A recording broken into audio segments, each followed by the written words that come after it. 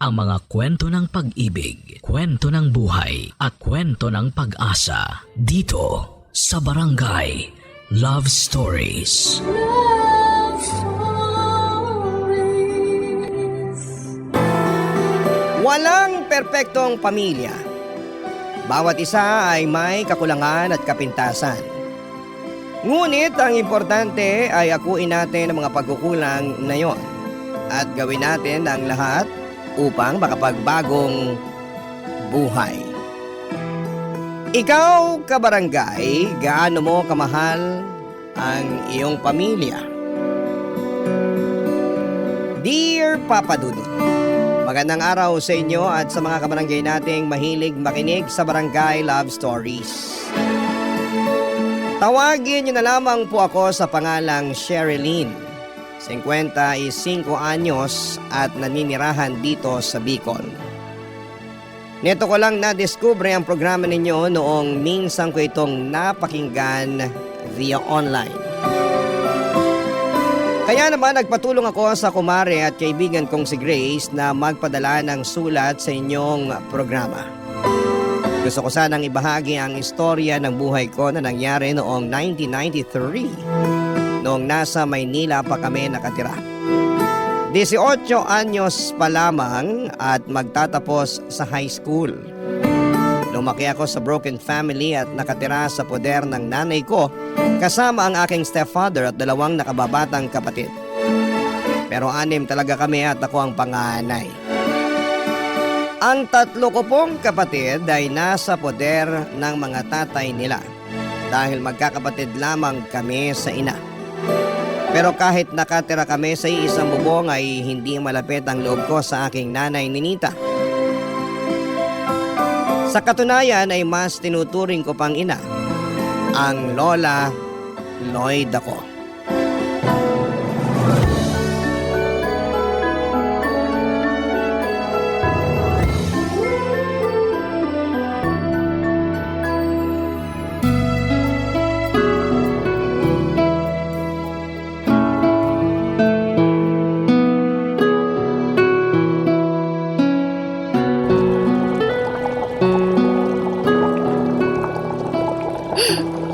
Bango naman ang tinolang manok. Malapit nang maluto to. Buti pa, maghanda ka na ng mga plato sa mesa at maghahain na ako maya-maya. Sige la, sakto gutom na talaga ako. Di po kasi ako kumain ng almusal sa bahay kanina eh. Ha? Bakit naman? Wala lang po, hindi ko lang gusto kasabay sina nanay tsaka yung pamilya niya. Bakit? Saka anong pamilya niya pamilya mo rin naman sila. Nakalimutan mo na ba na mga kapatid mo sa ina yung mga anak nila ng tatay-tatayan mo? Hindi ko po nakakalimutan yun, pero ewan, pakiramdam ko po talaga hindi pamilyang turing nila sa akin kaya gano'n na rin yung nararamdaman ko. Kumbaga, magkakasama lang kami sa bahay pero wala talaga akong kakampi dun. Anong ibig mong sabihin? Pinagtutulungan ka ba ng mga kapatid mo? Minsan, pero hindi naman ako papatalo sa kanila dahil mas malaki pa rin ako sa kanila. Teresing ko sila eh. Ay, tigilan mo nga yan. Hindi yan gawain ng isang ate. Dapat magpasensya ka sa mga kapatid mo at maging mabuting ehemplo sa kanila. Ewan ko po la, pero pakiramdam ko talaga ibang-iba kami. Kahit kami ni nanay, di rin naman kami magkasundo pag nasa bahay. Kaya nga mas gusto ko na lang dito sa inyo kasi mahal niyo ako eh. Mahal ka rin naman ng nanay mo. Oh, ito na ang niluto kong tinola para sa'yo, Apo. Teka, ilagay ko lang dito sa mesa. Upo na tayo para makakain na. Yun oh, grabe ang bangot, mukhang masarap. Masarap talaga yan kasi ako ang nagluto niyan. At niluto ko yan para sa'yo. Kain ka ng marami, Apo, ha? Opo la, salamat po talaga ha. Saan? Sa tinola? Opo, pero hindi lang po sa tinola. Salamat sa lahat-lahat kasi pag nandito po ako sa inyo, pakiramdam ko hindi ako nag-iisa tapos meron akong kakampi. Di tulad pag nasa bahay ako, kaya ayoko dun eh.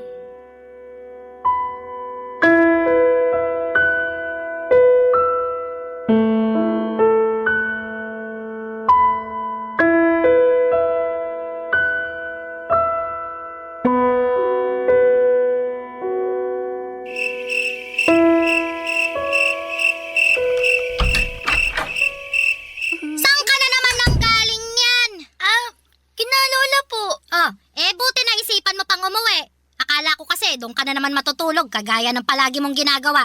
Mahiya-hiya ka naman, Sherilyn! Nakikisiksi ka pa doon sa lola mo kita mong doon umuwi ang mga tiyo mo paggabi. May bahay ka naman dito sa atin pero punta ka pa rin ang punta doon. Alam ko naman po na may bahay tayo, kaya nga po ako umuwi, di ba? Anong sinabi mo? Sinabi ko lang naman po yung totoo. Saka bakit po kayo nagagalit sa akin? Lola ko naman po yung pinupuntahan ko doon. Magalit kayo kung sa ibang bahay ako pumunta at hindi kina lola. Magagalit talaga ako lalo na kapag hindi ka nagpapaalam. Nay naman Hindi na po ako bata na kailangan niyo pang alamin kung saan pumupunta. Hoy! Para sa kaalaman mo, bilang nanay mo nag-aalala ako na baka bigla na lang may mangyaring masama sa'yo. Tapos, hindi ko alam kung sa kahanapin o sino sisisihin ko. Tapos mamaya, baka mabuntis ka pa bigla. Ang bata-bata mo pa. Alalahanin mong bawal ka pa magka-boyfriend. Hindi po mangyayari yun kasi hindi naman ako katulad nyo. Ano sinabi mo? Totoo naman, di ba? Maaga kayo nung nabuntis sa akin, tapos iba-iba pa yung mga tatay namin ng mga kapatid ko.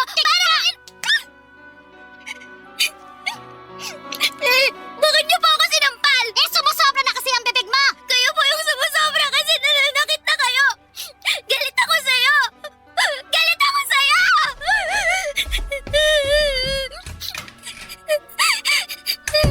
Sherilyn! Sherilyn! Lumabas ka na sa kwarto mo! Hindi mo kaya tapos na kusa! Hoy, balik ka! Hoy, lumabas ka dyan! Lumabas!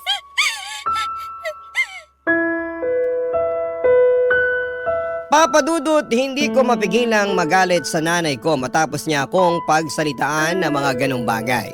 Pakiramdam ko ay nagmamalinis siya samantalang siya nga ang gumawa ng bagay na kinakatakutan niyang mangyari sa akin katulad ng pagkabuntis ng maaga. Sa bagay, lumalabas na takot siya sa sarili niyang multo. Sama-sama tuloy ang aking loob. Bukod doon ay nasasakal din ako sa paraan ng pagdidisiplina niya sa akin kaya naman mas lalo akong nagrebelde. Nawala na rin ang prioridad ko sa pag-aaral at natuon ang aking atensyon sa mga barkada.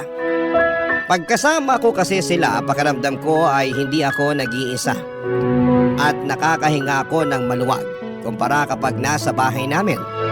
At hindi ngayon nakawala sa mapanuri at mapag-usisang mata ni Tito Ryan, Papa Dudut.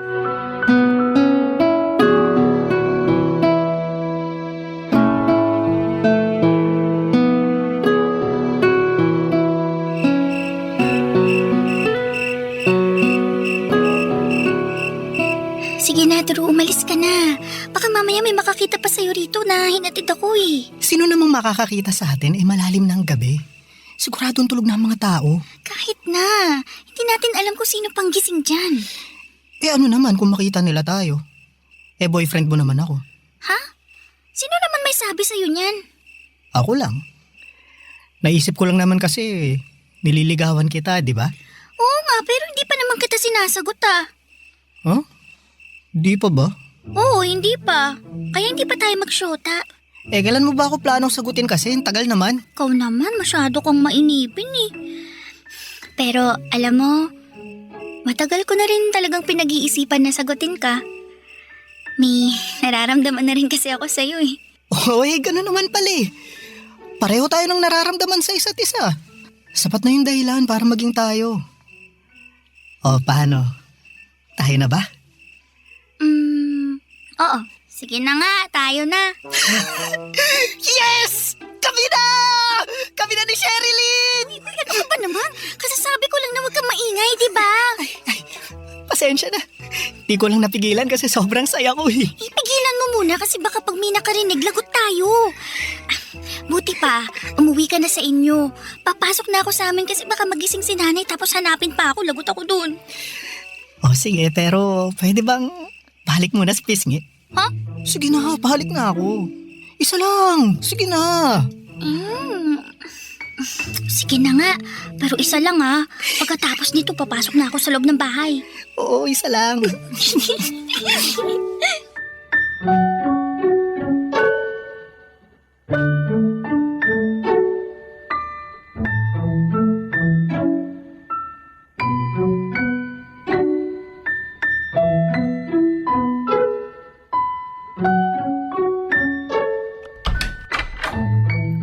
tulog na siguro sila kasi nakapatay ng ilaw.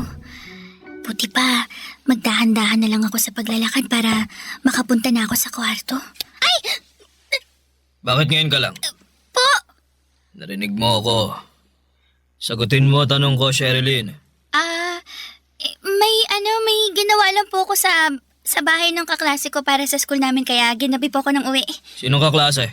Yung naghatid sa'yo dyan sa labasan at humalik pa sa'yo sa pisngi? Nakita niyo po yun? Aba syempre. Di pa naman kasi ako tulog kaya nakita ko lahat. Di mo pa sinasagot ang tanong ko ah. Kaklase mo ba yon? Hindi po. Hindi? Eh ano mo siya? Boyfriend? Wag na wag mong susubukan magsinungaling sa akin kasi hindi ako tanga. Alam ko yung nakita ko ha. Boyfriend mo ba yung lalaki na yon? Opo, Tiyo. Susumbong kita sa nanay mo. Wag po, pagagalitan po ko ni nanay. Kaya nga isusumbong kita. Kasi kabilin-bilinan niya na wag ka munang magbo-boyfriend. Pero sinuway mo yung kagustuhan niya kaya lagot ka. Parang awa niyo na po, wag niyo po akong isumbong. Sige. Hindi kita isusumbong kung papayag kang gawin ng gusto ko. Ano po ba yun? Alam mo, matagal na talaga akong nagagandahan sa'yo eh. Gabi-gabi kong pinagpapantasyahan yung katawan mo. Baka naman, pwede mo akong pagbigyan. Kahit ngayon lang, hindi natin sasabihin sa nanay mo. Ano po? Bitiwan niyo nga ako. Nababaliw na yata kayo eh. Anong nababaliw? Hindi ako baliw ha! Baliw kayo, bastos! Bitiwan niyo sabi ako eh. Subukan niyo pong may gawin sa akin, sisigaw ako. Para malaman pati ng mga kapitbahay natin yung kaayupan niyo.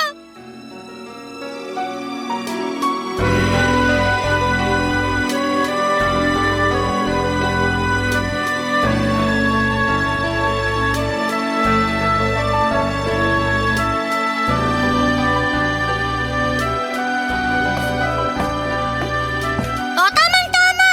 Kasi kanina pa kita inaantay na magising. Bakit po? Nagtanong ka pa talaga! Sinumbong ka lang naman sa akin ang Tio Ryan mo na nakita ka raw niya kagabi na hinatid ng boyfriend mo dyan sa tapat ng bahay natin. Hinalikan ka pa nga raw niya sa pisngi. Totoo ba yan, ha? Sagutin mo yung tanong ko! Totoo bang boyfriend mo yan, ha? Opo. Anak ka ng... Kabilin-bilinan ko na bawal ka pa mag-boyfriend, di ba? Ano naman po bang pakialam niyo kung magka-boyfriend na ako? Matanda na ako. Wala ka pang alam sa mundo! Kayo po yata yung walang alam lalo na sa nangyayari sa bahay Ano natin. ibig mong sabihin, ha? Para sa kaalaman niyo. Nagtangka lang naman akong gahasain ni Tio Ryan. Kapalit ng hindi raw niya pagsusumbong sa inyo. O tapos, ngayon sinisiraan mo ng tiyo mo kasi sinumbong ka sa akin? Anong klaseng utak meron ka, Sherilyn? Hindi magagawa ng tiyo mo yon kasi mabuti siyang tao.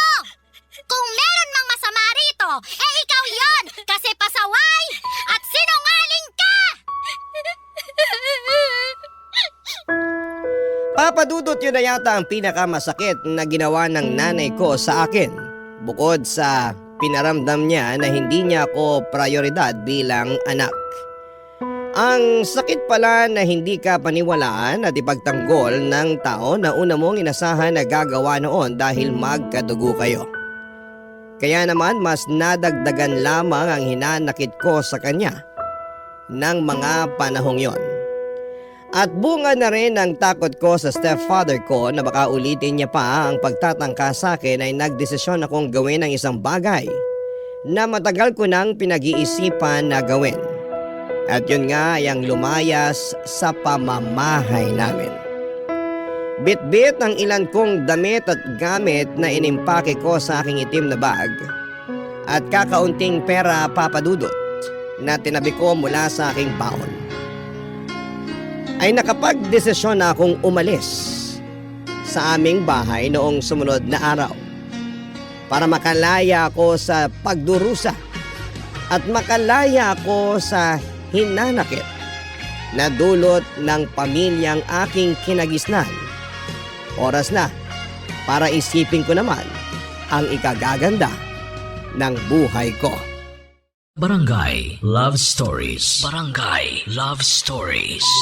Papadudot nakituloy ako sa bahay ng boyfriend kong si Drew at sakto lang ang laki ng tinitirhan nila at kasama niya roon ang mga magulang niya at 3 nakatatandang kapatid na babae. Mabait naman sa akin si Drew at tinanggap naman ako ng kanyang pamilya noong nakiusap siyang makikitira ko doon. Pero sa una lang pala yon at puro lamang sila pakitang tao. Tumira kami doon ng 2 buwan at hindi nagtagal ay lumabas din ang tunay nilang kulay lalo na noong nabuntis ako ni Drew. Sa katunayan ay hindi nila tinago sa akin ang pag-aayaw nila na nakikisiksik ako sa pamamahay nila. Nalaman ko rin ang totoo na dismayado sa akin ang nanay niya dahil nag-aaral pa nga kami ng mga panahong yon. Tapos ay magkakaanak na. Hindi rin naman ako may pagtanggol ni Drew dahil mas kampi pa siya sa kanyang pamilya.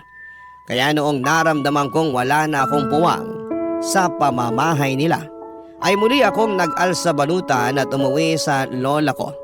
Tinanggap niya ako sa poder niya at namasukan naman ako bilang trimmer sa isang patahian para makaipon ng pera.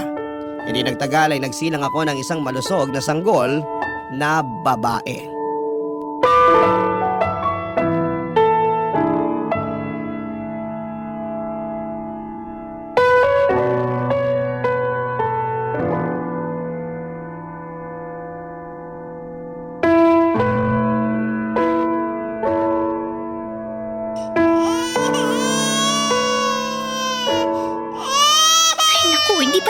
Kakaiyak tong batang to. Hindi ko makapagbasa ng maayos kung kailang nasa exciting part na ako dito sa binabasa ko eh. Ay, Sherilyn, hindi pa ba naririnig ang iyak ng anak mo? Kulang na lang kabagin tong bata, maawa ka naman sa kanya. Buti pa, kargahin mo na muna tong apo ko. Kawawa sa'yo yung anak mo Ay, Tana baby, andito na si Lola.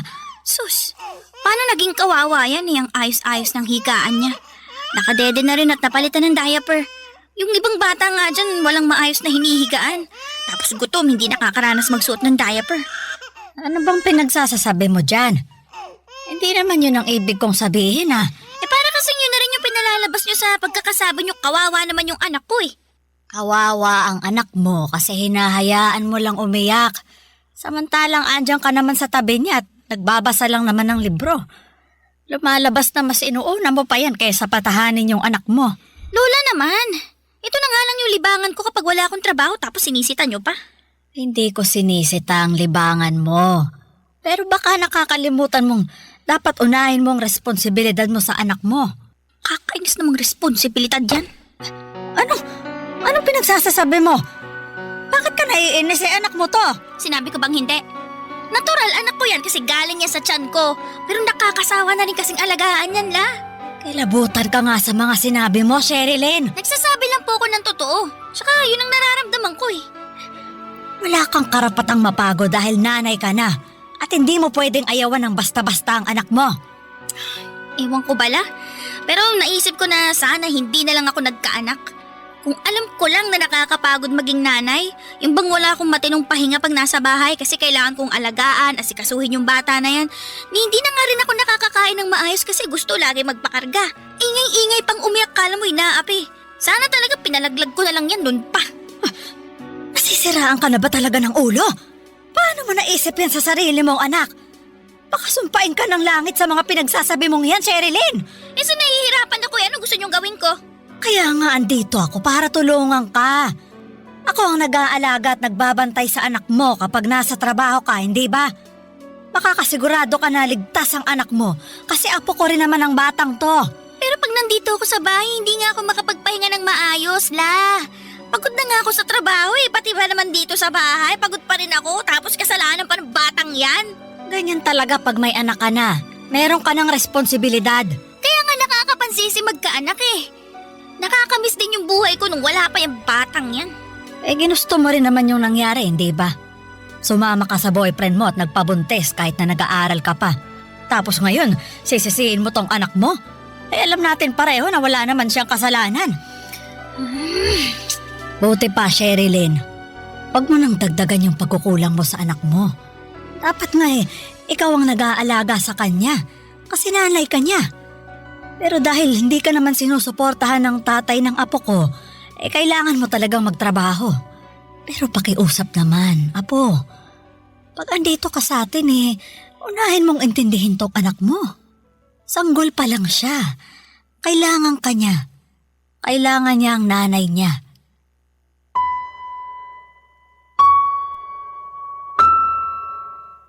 Papa Dudut, mahal ko naman ang aking anak at masaya ako noong sinilang ko siya. Pero aminado ako na kinasawaan at kinapaguran ko talaga ang pag-aalaga sa kanya. Bukod doon ay mas naging abala ko sa pagtatrabaho kaya naman si Lola na ang nag-alaga sa kanya. Sa katunayan, kapag nasa trabaho ako ay pakiramdam ko ay malaya ako sa mga responsibilidad ng pagiging nanay. Tapos nung nagkaroon na ulit ako ng mga kaibigan sa aking pinagtatrabahuhan, pakiramdam ko ay bumalik sa akin ang kabataan ko na maagang inagaw ng pagiging nanay. Kumbaga ay bigla akong nasabik gawin ng mga bagay na ginagawa ko noong dalaga pa ako. Kaya nga kahit na nakokonsensya dahil dapat inaalagaan ko ang anak ko, lalo na kapag wala akong pasok ay mas nanaig pa rin sa akin ang impluwensya ng mga katrabaho ko ng mga panahong yon, Papa Dudut.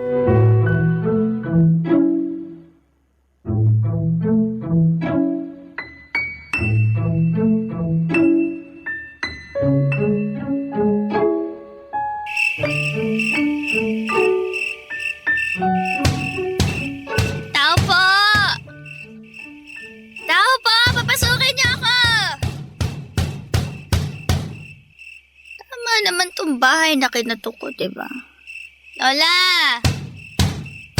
La! Lola Loida! Ay, Santissima Sherilyn! Bakit ka sumisigaw dyan? Ang ingay-ingay mo! May maingay bang tahimik? Kaya nga, lasing ka ba? Naku, hindi, di po. Anong hindi? Amoy alak ka. Nakainom lang po. Pero konti lang naman. Nagyaya kasi yung katrabaho ko kasi birthday ng anak niya. Ayun, inimbitahan kami sa kanila para kumain. Tapos may paalak. Buti pa, pasok na po ako. Lamok dito sa labas eh. Sherilyn! Ano bang ginagawa mong bata ka? Halika, alalayan na kitang tumayo. Sensya na po natisod lang. Umikot kasi yung paningin ko eh. Yan ba ang nakainom lang? Halos hindi ka na nga makalakad ng diretso. Wala naman eh. Huwag niyo na po ako sermonan. Umipintig na nga yung ulo ko sa sakit tapos dami niya pa sinasabi dyan. Ay, marami talaga akong sasabihin. Kasi hindi gawain ng matinong nanay ang ganyan. Halika na, pumasok ka na, tumupo ka muna dyan sa bangko. Kukuha muna kita ng tubig na maiinom. Sige po, La. Nay, napatulog ko na po yung anak ni Sherilyn. Wala pa ba siya? Anong wala pa? Ayan lasing na lasing nga. Nay, ano pong ginagawa niyo dito kay na Lola? Tinalo ko lang ang nanay ko. Eh ikaw, bakit lasing ka? Tsaka anong oras na Uwi ba yan ng isang matinong nanay? Baka nakakalimutan mong may anak ka naghihintay dito. Pwede ba? Huwag niyo na po ako sermonan. Sakit-sakit na nga ng ulo ko eh. Oh, itong tubig, Sherilyn. Kunin mo, inumin mo na. Salamat po, La. Grabe, tabang naman ito. Mas masarap pa yung alak eh. Bakit ka ba nagkakaganyan? Anong bakit ako nagkakaganto na eh? Ayos naman ako Hindi ka ayos kasi nakuha mo mag-inom at magpakalasing samantalang may anak ka na naghihintay sa'yo rito sa bahay. Parang ngayon na nga lang naman ako uminom Kung makapagsalita kayo dyan, kala nyo talaga lasinggera ako. Pero sabi ng lola mo, palagi mo raw pinababayaan yung anak mo. Pag andito ka sa bahay hindi mo maaalagaan dahil abala ka sa ibang bagay. Tama ba yon? Hindi yun gawain ng mabuting ina. Ano po bang alam nyo sa pagiging mabuting ina? Hindi nga kayo naging ganun sa akin tsaka sa iba kong mga kapatid Anong sinabi mo? Sherilyn, huwag mo kang sagutin ng ganyan ng nanay mo. Hindi, sasagutin ko siya kasi masyado siya nagmamalinis eh. Kung makapagsalita siya, nakala mo ako yung pinakamasamang nanay sa mundo. Bah, matuto muna kaya siyang manalamin. Tingnan niya muna yung sarili niya para makita niya kung gaano siya karumi. Sumusobra ka na talaga sa mga pinagsasabi mo sa akin, ha? Bakit? Nasasaktan ka kasi totoo? Bago kasi kayo magsalita ng masasakit sa akin, sana isipin niyo muna na kayo nga hindi nga rin naging matinong nanay sa amin. Tsaka baka nakakalimutan niyo na kasalanan niyo kung bakit ako umalis sa bahay nun. Kasalanan niyo! Ano kasalanan ko? Paano ko naging kasalanan yon, ha? Kasi hindi kayo naniwala sa akin nung nagsumbong ako tungkol sa kabastusan nung kinakasama niyo. Ako pa yung pinalabas niyong sinungaling. Totoo ba yung sinabi mo, Sherilyn? Opo! Yun talagang rason kung bakit ako lumayas nun kina nanay. Bakit hindi ka rito pumunta para nakapagsumbong ka sa akin? Bakit sumama ka sa boyfriend mo? Kasi siya lang naman yung kakampi ko noong mga panahong yun eh. Hindi ko rin alam kung paniniwalaan niyo ako pag nagsumbong ako sa inyo. Sarili ko ngang nanay, sinabihan akong sinungaling eh. Kayo pa kaya? Kaya sino pupuntahan ko? Di nag-iisang pwede kong takbuhan.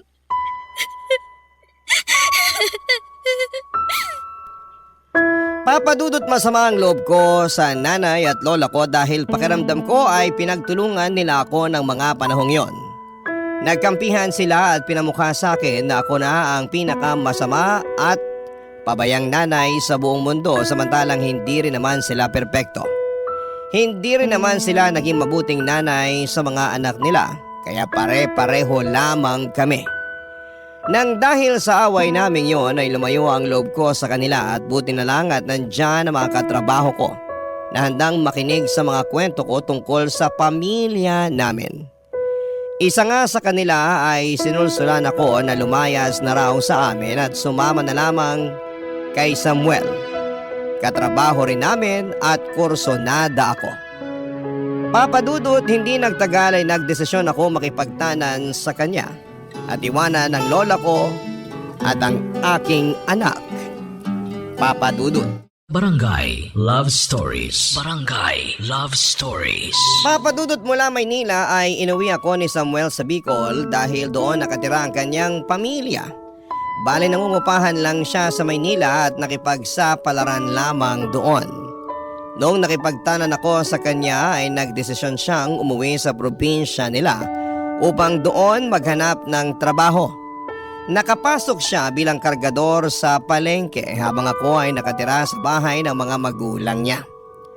Aminado ako na mayroong agam-agam sa puso ko na muling makisama sa pamilya ni Samuel dahil ayoko nang maulit ang pinagdaanan ko noon sa pamilya ni Drew. Pero napagtanto ko na wala namang perpektong pamilya at dahil ako ang dayo ay kailangan ko talagang makisama. Kaya naman yun ang ginawa ko, papadudot. At masasabi ko na sa unang isang buwan ng pananatili ko kina Samuel ay nakasundo ko ng gusto ang pamilya niya. Mabilis na lumipas ang ilang taon at nagkaanak kami ni Samuel ng 5 at nakapagtayo na rin kami ng maliit na bahay malapit sa tinitirhan ng magulang niya. Taong 2005 nang lumuwas kami ng kinakasama ko sa Maynila dahil kinakailangan naming i-confine sa ospital doon ang bunso naming may sakit sa puso. Kaya lang, bigla ko namang dong nakita si Lola Papadudot.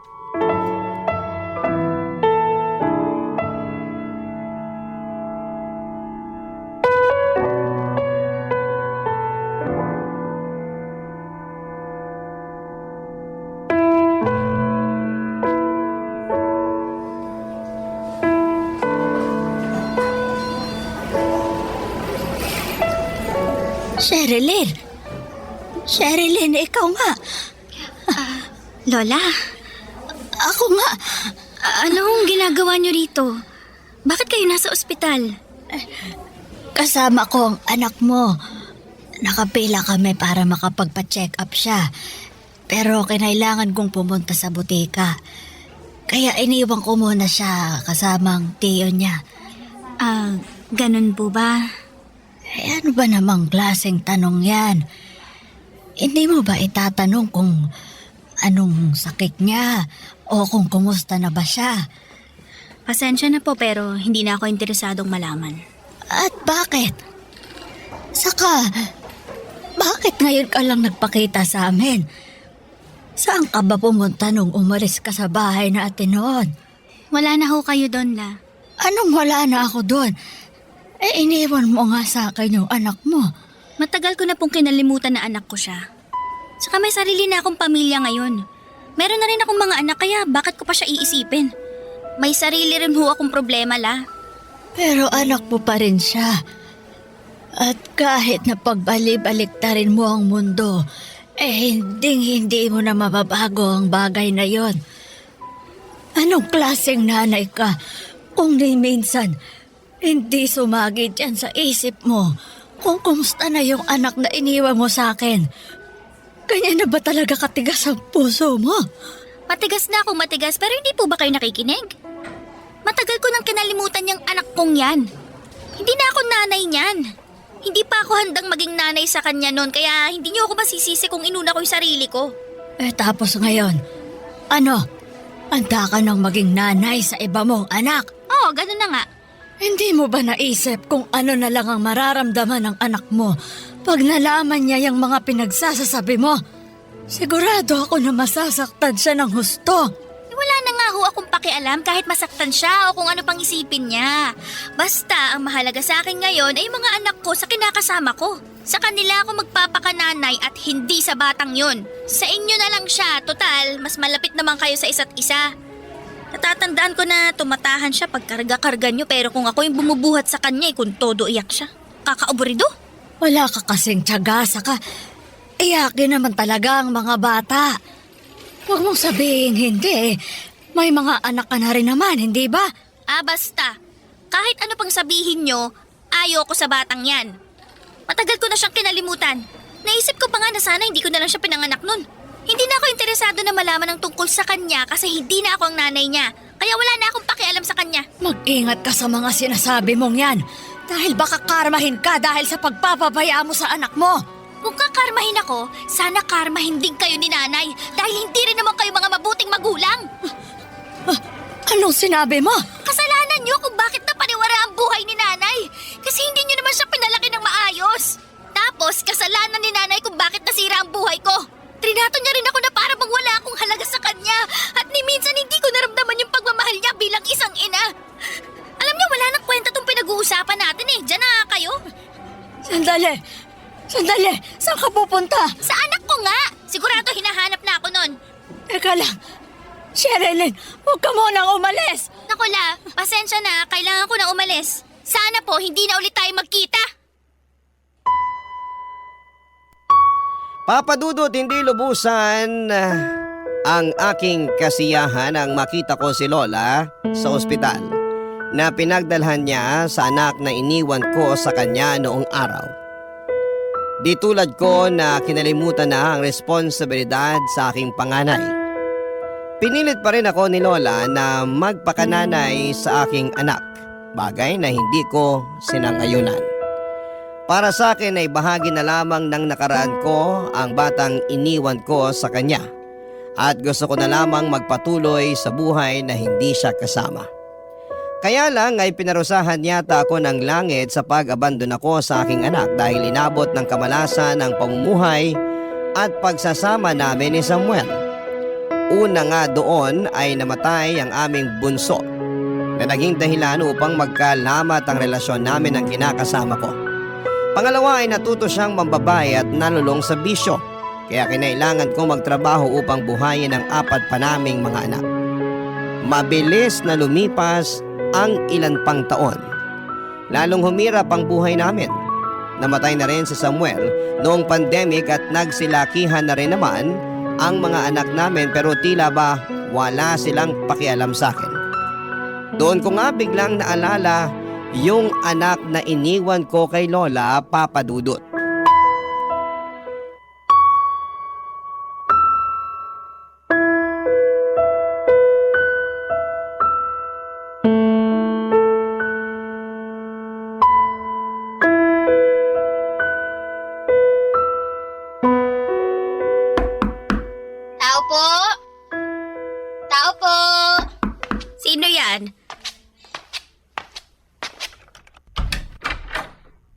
Sino ka, Neng? Ako po si Cecil. Sinabi sa akin na dito raw po nakatira si Sherilyn. Hinahanap ko po siya. Ha? Bakit mo naman hinahanap? May importante po kasi akong sasabihin sa kanya. Ako si Sherilyn. Ano ba sasabihin mo?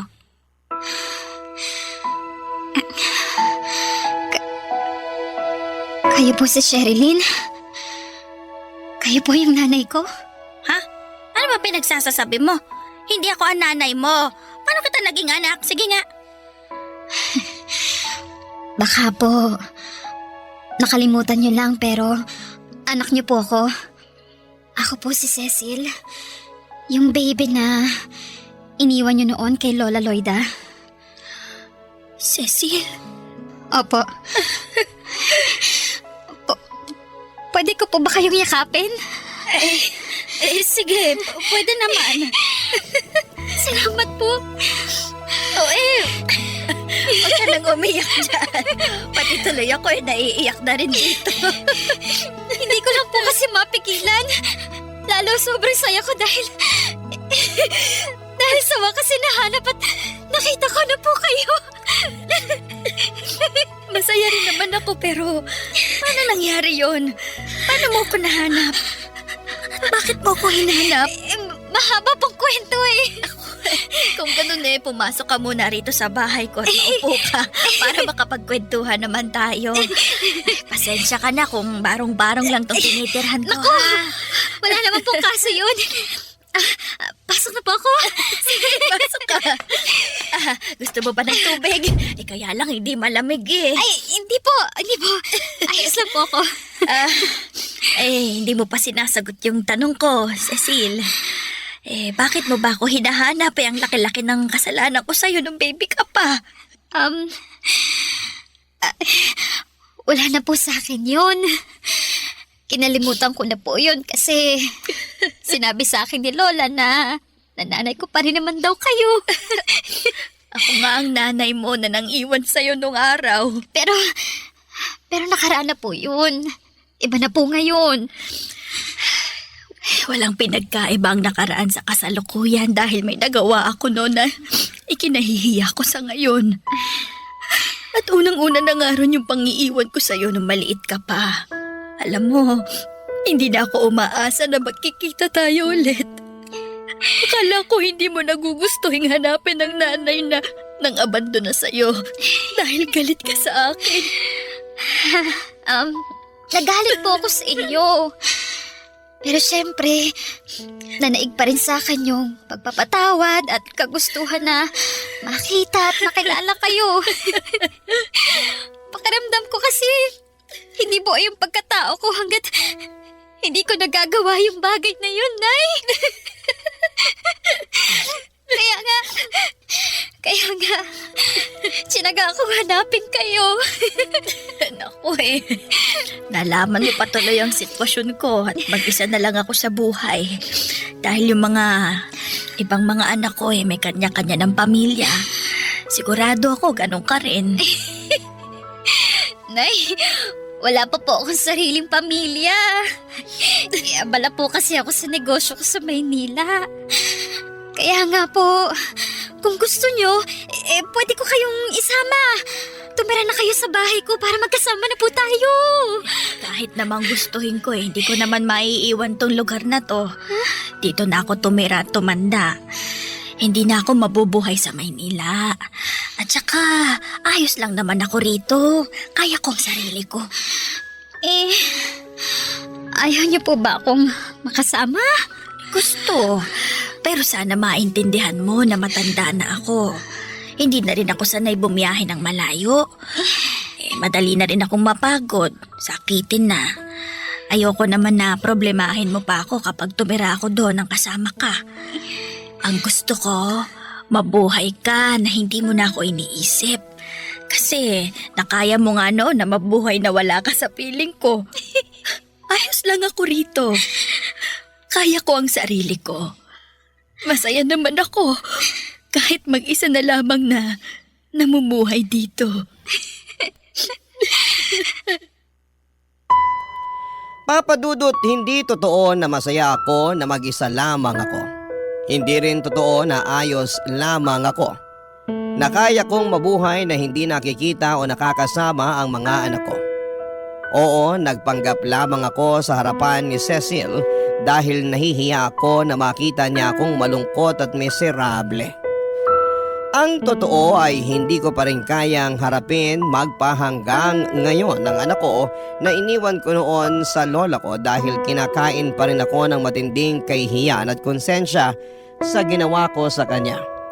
Pero sadyang mabait at mabuti ang pagpapalaki sa kanya ng lola ko dahil nangako sa akin si Cecil na dadalaw-dalawin na lamang niya ako rito sa Bicol at tutulungan pa rin ako kahit papaano. Hinayaan ko na lamang siya na gawin ang kagustuhan niya kahit nalabag yon sa kalooban ko. Alam ko na marami sa mga kabarangay natin ang magsasabi na ako na nga yata ang pinakamaarte sa lahat. Dahil ako na nga ang tinutulungan ng anak ko ay nag-iinarte pa ako. Pero hindi niyo po ako masisisi. Kasi pakaramdam ko ay hindi ako karapat-dapat na ituring at tawagin niyang nanay. At nagsisisi ako sa mga nagawa ko sa anak ko na hindi dapat tularan ng mga kabarangay nating nakikinig sa ating kwento. Hanggang dito na lamang po ang sulat ko, Papa Dudut. Maraming salamat sakaling mapili po ninyong i-ere ang aking kwento sa inyong programa. God bless sa inyo and more power. Ang inyong forever, kapuso at kabarangay, Sherilyn. Kwentuhan naman tayo dito sa comment section.